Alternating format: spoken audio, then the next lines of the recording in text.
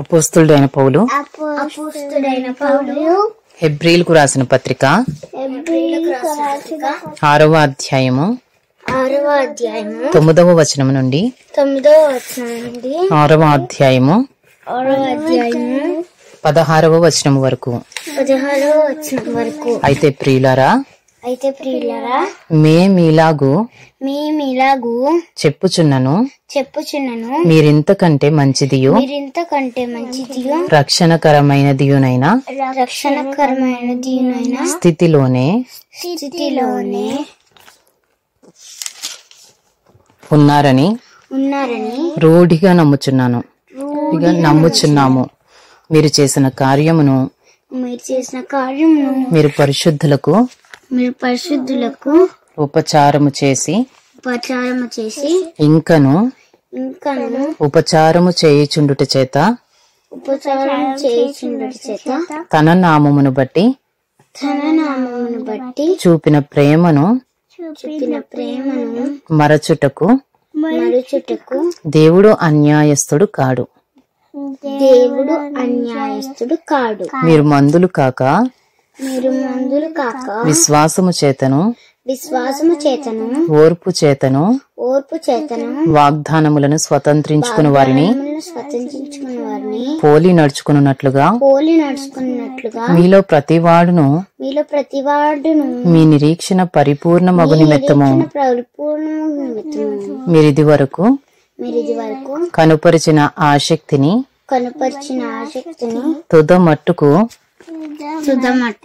కనుపరచవలనని ఆపేక్షించుచున్నాము.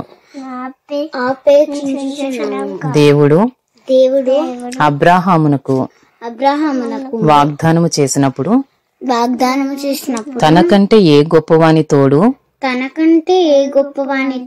అని ప్రమాణము చేయలేకపోయిన గనుక తన తోడు అని ప్రమాణము చేసి నిశ్చయముగా నేను నిన్ను ఆశీర్వదింతును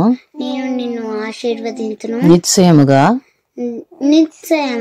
నిన్ను విస్తరింపజేతును అని చెప్పెను.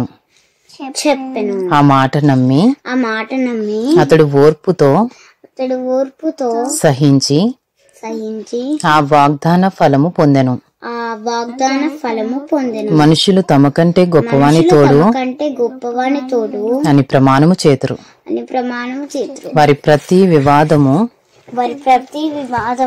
లోను వివాదాంశమును పరిష్కారము చేయనది ప్రమాణమే. Hebrews chapter 6 9 to 16. Though we speak in this way, yet in your case, beloved, we feel sure of better things, things that belong to salvation. For God is not unjust so as to overlook your work and the love that you have shown for his name in serving the saints as you still do. And we desire each one of you to show the same earnestness to have the full assurance of hope until the end, so that you may not be sluggish, but imitators of those who through faith and patience inherit the promises. For when God made a promise to Abraham, since he had no one greater by whom to swear, he swore by himself, saying, surely I will bless you. Surely I bless you. And multiply you. And multiply you. And thus Abraham having